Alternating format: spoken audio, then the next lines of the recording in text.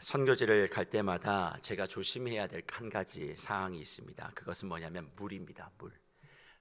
제가 이렇게 선교지를 가서 물갈이를 할 때가 참 많이 있어요.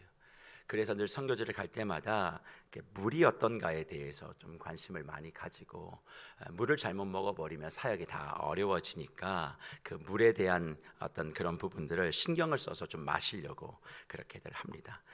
제가 작년에 갔던 인도네시아 역시도 그런 곳입니다. 아무 물이나 먹어서는 안 됩니다. 잘 정수가 되지 아니하는 그런 물들이 많아서 물을 사서 먹어야 되고, 사서 먹어도 나하고 맞지 않는 물을 먹으면 계속 어려움을 처하게 되어지는 것이죠.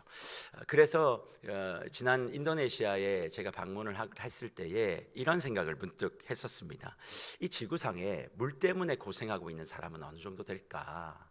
제가 지난번 인도네시아 갔을 때 굉장히 좀 힘들었던 적이 있었거든요. 그래서 이 물 때문에, 또 물로 인해서 고통받고 죽어가는 사람이 어느 정도 될까를 질문해 본 적이 있습니다. 소위 말하면 수인성 질병에 연결되어 있는 그런 사람들이 얼마나 있을까? 물 때문에 아픈 사람이 얼마나 있을까? 정확한 통계가 세계적으로 나와 있지는 않지만 유엔에서 얘기하고 있는 얘기들을 좀 살펴보면 지금 세계에 있는 각 병실 가운데 10명 중 1명은 깨끗한 물을 공급받지 못해서 아픈 것이다. 그런 기록이 좀 있고, 현재의 지구상의 한 7억 명 이상은 제대로 된 물을 한 번도 공급받지 못하고 있는 상황 속에 있기 때문에 어려워한다. 그러니까 물이 깨끗하지 못하니까 아프리카나 이런 곳에 가보면 깨끗한 물을 구하기 위해서 얼마나 많은 사람들이 희생되고 있는지 모릅니다. 대부분이 여자들과 어린 아이들. 그래서 제가 가르쳤던 청년 가운데 한 자매가 이 아프리카의 물을 좀 해결하기 위해서 갔다가 사고로 순교하는 그런 일들도 많고, 참 가슴이 아픕니다. 지금도 그 자매의 밝은 얼굴이 기억이 나는데 참 가슴 아픈 일이었습니다. 물을 뜨러 갔다가 악어가 나와서 아이들 팔 하나 잘라 먹는 일은 대다수고요. 그런 일들이 몇 킬로 걸어가서 겨우 물을 떠왔는데 그 물이 전부 다 먹을 수 없는 물이에요. 그러니까 그런 물들을 들고 살아가고 있는 사람들이 얼마나 많고, 여성과 아이들이 이 일에 내몰리면서 장애와 죽음을 경험하고 있는 비참한 일들이 지금도 세계 각국에 일어나고 있습니다. 우리는 그냥 수도를 틀면 물이 나오니까 그런 생각은 안 하지만 지금도 세계엔 그런 일들이 벌어지고 있어요. 게다가 최근에 튀르키예와 시리아에 지진이 났잖아요. 지진 자체도 문제예요. 근데 지진이 나면 어떤 것이 문제냐면 깨끗한 물이 제대로 공급되지 못합니다. 기반 시설이 다 망가졌기 때문에 물이 공급되지 못하는 거예요. 그러니까 지금 튀르키예와 시리아에서 가장 중요한 게 뭐냐? 물입니다. 물. 그리고 이 태어난 아이들이 뭘 먹어야 돼? 분유를 먹어야 되거든요. 근데 그게 공급이 되지 못하는 거예요. 엄마가 수유를 해줘야 되는데 엄마의 그 어떤 먹는 음식이나 영양이 좋지 못하기 때문에 아이들이 먹지 못해서, 물을 마시지 못해서 죽어가고 있는 일들이 얼마나 많은지 모릅니다. 사실은 온 세계가 지금 물 부족 국가의 물의 부족을 경험하고 있는 것을 우리가 잘 알고 있죠. 최근에 저희 나라에서도 이제 어느 지역은 제한급수를 해야 될 만큼 물을 지금 담아두지 못하고 있다. 그런 기사도 제가 들어본 것 같습니다. 어찌됐든 물이라고 하는 것은 우리의 육신 가운데 너무나 중요하게 적용되어지는 생명을 유지하는 그런 이유이고, 또 생명을 유지해야 되는 가장 중요한 요소이라는 것을 우리는 부인할 수 없습니다. 그런데 이것이 과연 육의 문제만 해당될까? 아니요. 우리의 영의 문제도 동일하게 해당이 된다라고 할 수 있습니다. 그러니까 우리의 영도 주님의 은혜의 물길과 성령의 물길이 머리부터 발끝까지 채워지지 아니하면 우리의 영혼은 메말라 갈 수밖에 없는 거죠. 그러니까 영적인 하나님의 공급하심이 내 영혼 가운데 흘러 들어오게 될 때 우리가 새 마음, 그리고 새 능력, 새 생활, 새 역사가 시작되는 것입니다. 그럼 도대체 생명의 강수, 성령의 강수, 에스겔 선지자의 환상 가운데 일어났던 성전의 그 물이 수가성 여인의 우물을 통하여 우리에게 더 가까이 왔고, 이제 그 수가성 여인이 물동이를 버리고 마을로 들어가서 그 생명 수로의 역할들을 감당한 그 결과가 도대체 무엇일까?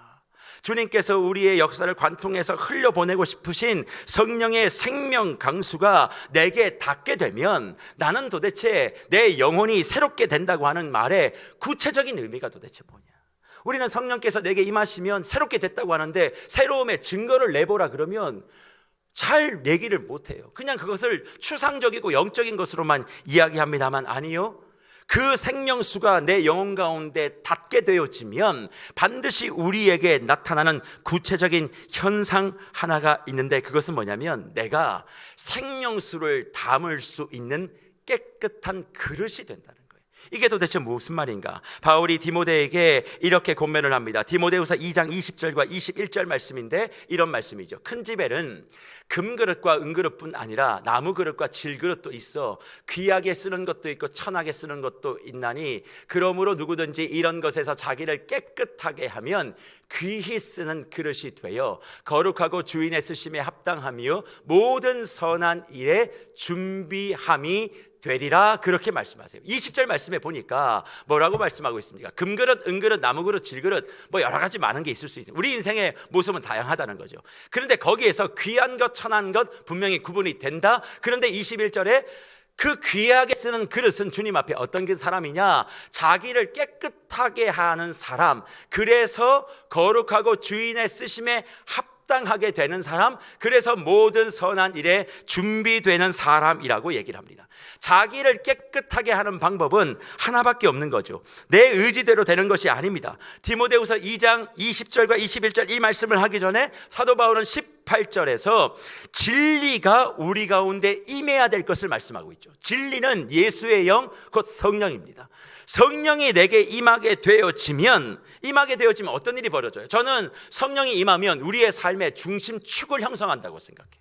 삶을 살아갈 때 있어서 여러 가지 많은 어려움이 있지만 무너지지 않으면 되는 거거든요. 꺾이지 않으면 되는 거예요.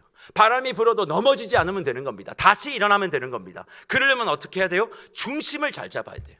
성령이 내게 임하게 되면 환난과 어려움의 광풍이 사라지는 것이 아니라 그것을 대응할 수 있는 힘이 생기는데, 중심축이, 우리의 영적인 코어가 든든하게 되는 거죠.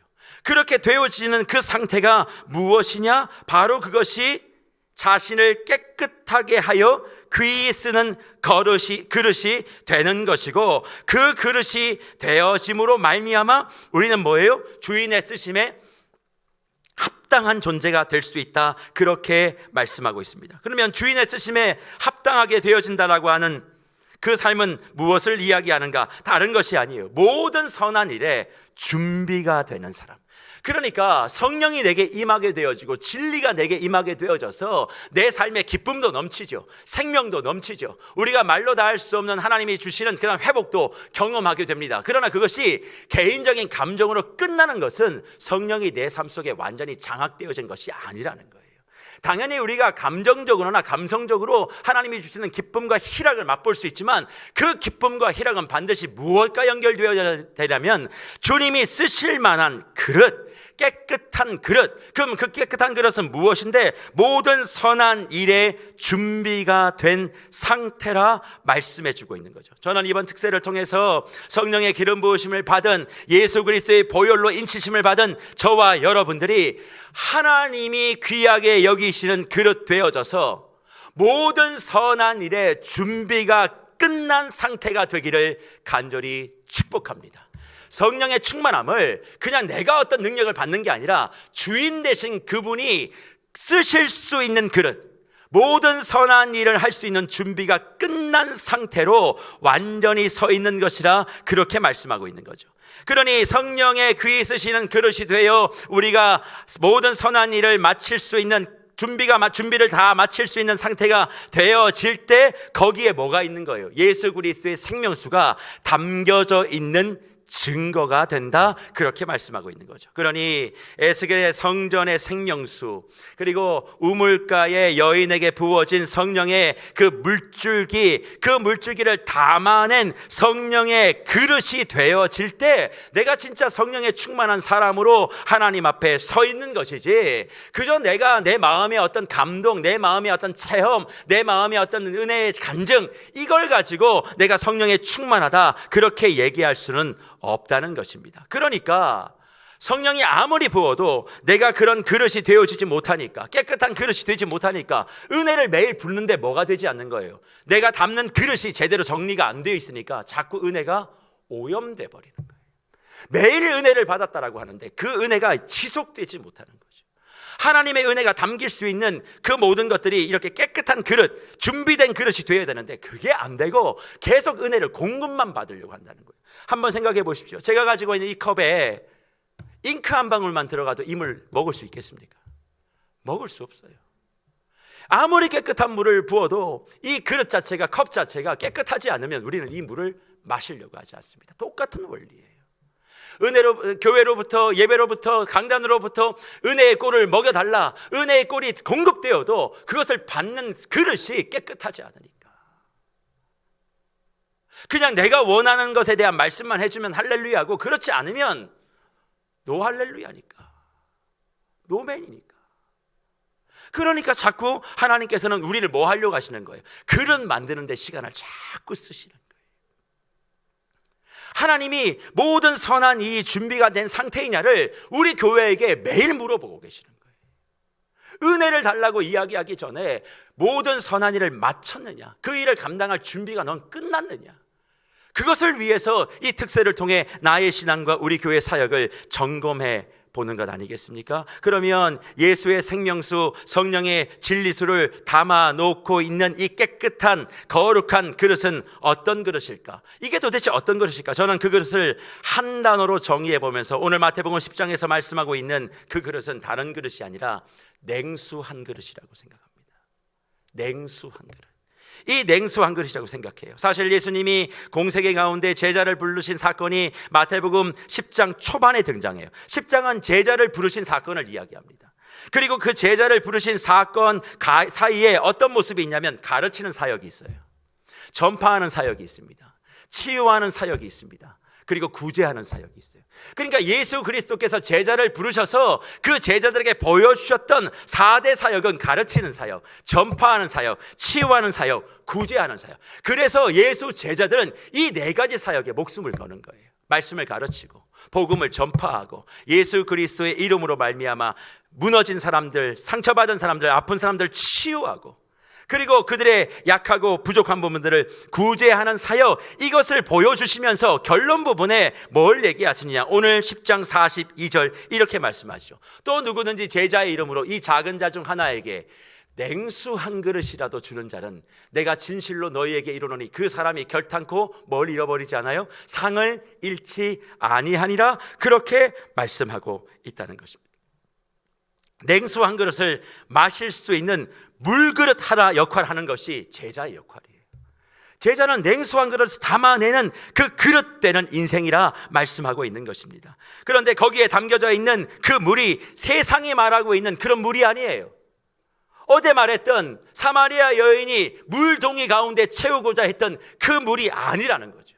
그 물은 어떤 물이었냐면 에스겔의 성전에서 흘러나왔던 성령의 물, 생수의 물이 되어야 되고, 그리고 생수의 강물을 담기 위해서 우리는 깨끗하게 준비되어 있는 그릇이 되어 그 물을 담아내어 누군가에게 시원한 해갈이 될 수 있는 그 역할을 감당해야 한다 말씀하고 있는 것입니다. 그러니 냉수한 그릇이 되는 것도 중요하지만 이 냉수한 그릇을 누구에게 줘야 되느냐?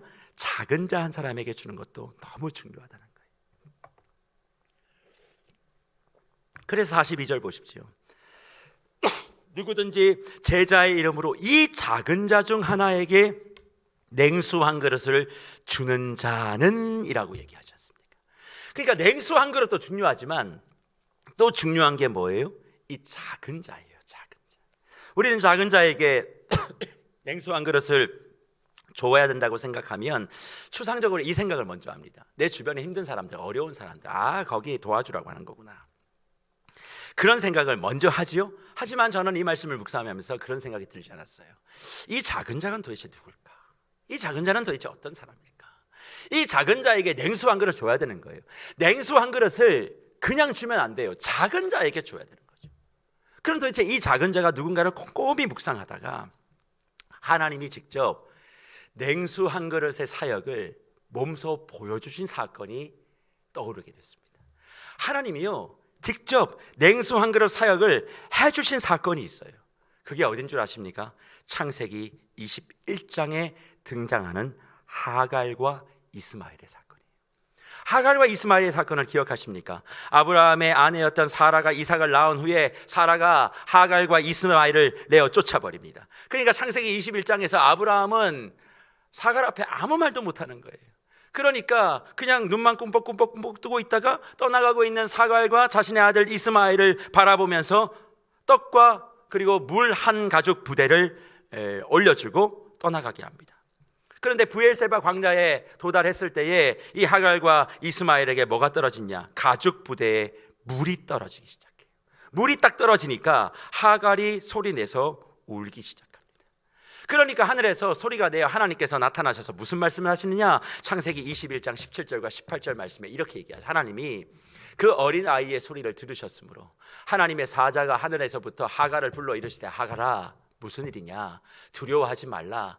하나님이 저기 있는 아이의 소리를 들으셨나니 일어나 아이를 일으켜 내 손으로 붙들라. 그가 큰 민족을 이루게 하리라 하시니라. 그렇게 말씀하고 있는 거죠. 하나님이 그 어린 이스마엘의 고통을 보시고 그냥 내버려 두지 않으시고 가까이 오셔서 필요한 것을 주셨다. 내 눈물을 봤어. 그렇게 얘기하며 미래의 일과 복을 약속하십니다. 그런데 그 일이 일어나고 난 다음에 19절과 20절에 뭘 기록하는 줄 아십니까? 이렇게 말씀하세요. 하나님이 하갈의 눈을 밝히셨으므로 샘물을 보고 가서 가죽 부대의 물을 채워다가 그 아이에게 마시게 하였더라. 하나님이 그 아이와 함께 계심에 그가 장성하여 광야에서 거주하며 활 쏘는 자가 되었다. 그렇게 말씀하고 있죠. 하나님이 하갈과 이스라엘을 대하는 이 모습이 제게는 작은 자를 향하여 다가가시는 냉수 한 그릇 사역처럼 생각이 됐습니다. 그러면 도대체 그 작은 자는 뭘까요? 보세요. 지금 뭐 때문에 떡이 떨어졌다라고 우는 게 아닙니다. 물이 떨어졌다고 우는 거예요. 물이 떨어져서 울고 있는 그 어린 아이의 소리를 들으시고 하나님이 찾아가셔서 너의 고통을 봤다. 그렇게 말씀하시죠. 하나님 보신 거예요. 뭘 보신 거예요? 물이 떨어져서 아파하고 있는 어린 아이의 그 모습을 봤죠. 그리고 난 다음에 뭘 해주시는 겁니까? 하갈의 눈을 밝게 해주신다. 그러니 하나님께서 작은 자에게 다가가시는 냉수 한 그릇의 사역은 첫 번째냐면 눈으로 보고 눈을 밝히는 사역인 거예요. 눈으로 보고 눈을 밝히는 그 사역이 바로 주님이 우리에게 보여주셨던 냉수 한 그릇의 사역이라는 것을 보게 되어집니다. 무슨 말입니까? 내가 그냥 마음에 이 사람 불쌍해 저 사람 불쌍해 그게 아니라 영혼의 갈급함을 볼 줄 아는 시선을 가지고 그 사람에게 다가가는 것, 그게 주님께서 우리에게 요청하시는 냉수 한 그릇의 사역인 거예요. 그러니까 먼저 냉수 한 그릇이 될 수 있는 귀한 하나님이 쓰시는 그릇은 뭐가 돼야 돼요? 볼 줄 아는 영안이 있어야 돼요. 그냥 모든 것들을 진행하는 것이 아니라 영적인 안목을 가지고 뭔가를 정확하게 뚫어보는데 그 시선은 뭐예요? 하나님의 시선이에요. 그 하나님의 시선을 갖는 것이 뭐냐면 디모데에게 바울이 얘기했던 모든 선한 일을 준비함이 맞춰진 상태. 그냥 원하는 대로 바라는 대로 살아가는 것이 아니라 스케줄을 쭉 짜는 거예요. 하나님께서 주시는 안목을 가지고 스케줄을 쭉 짜서 하나님이 주시는 그 복을 누리는 것. 바로 그것이 준비되어 있는 상태고, 그렇게 준비되어 있는 그릇된 저와 여러분은 나아가서 뭘 해야 돼요? 누군가의 눈을 밝혀주는 사역. 그 눈은 어떤 눈이겠습니까? 영의 눈인 거죠. 이 세상에 육신을 바라보는 그런 것이 아니라 영의 필요를 바라보고 그것을 해결할 수 있는 부분들을 볼 수 있도록. 그래서 하갈이 뭘 봤어요? 샘물을 본 거예요. 우물을 본 거예요. 하나님께서 주는 생명의 물이 솟아나고 있는 그것을 보고 그것을 마심으로 말미암아 살아갈 수 있도록 힘을 주는 것. 저는 우리 세계로교회 모든 묵별들이 이 하나님의 냉수 한 그릇에 동참하는 은혜가 있기를 간절히 축복합니다. 그러니 내 영의 눈이 먼저 떠야 되고 뜨여져야 되고, 그리고 누군가의 영의 눈을 뜰 수 있는 사역을 감당하는 우리 모두가 되기를 간절히 축복합니다. 그러나 영으로 보고 눈만 띄워준다고 끝나는 게 아니에요. 거긴 뭐가 있어야 됩니까? 두 번째로 물 가죽을 채웠잖아요. 하갈이 가죽 부대를 채웁니다. 그러니까 영적으로 뭔가를 보고 영적으로 눈을 띄워주는 것으로 끝나면 안 되고 실질적으로 그의 인생의 가죽 부대에 물을 채워주는 사역이 바로 누구의 사역이었어요? 하나님의 냉수 한 그릇의 사역이라 할 수 있겠습니다. 그래서 주 안에 사랑하는 목별 여러분, 지금 고난주간을 지나가며 한 끼 금식 생명 그릇 미션 펀드 사역을 진행하고 있어요. 그걸 그냥 고난주간이 되면 그렇게 하는 사역이라 여러분들은 생각하십니까? 아닙니다.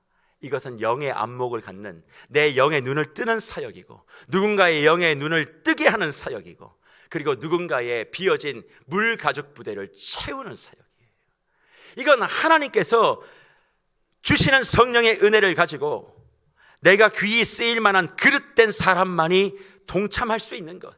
그러니까 지금 이 사역이 얼마만큼 진행되고 있느냐가 결국 어떤 의미에서는 내가 하나님께서 쓰시는 귀한 사역으로 탈바꿈되고 있는가 아닌가를 1년에 한 번 정도 점검해 보는 시간으로 우리가 삼아 내셔야 한다는 겁니다.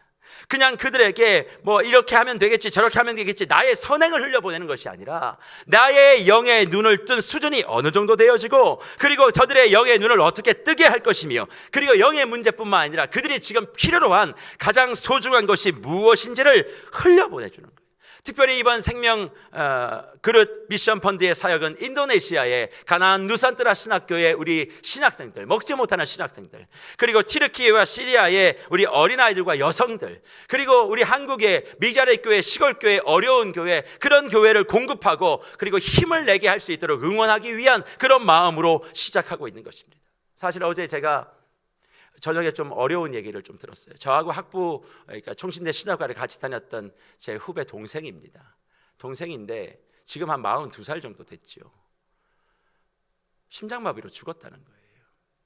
사역하다가 마산에서 사역을 하는데 결혼도 하지 않았다 그러더라고요. 시골에 가가지고 그냥 어른들 섬기고 있다가 심장마비로 그냥 죽었대요. 제가 이 부고의 연락을 받고 한참 생각이 멍했습니다.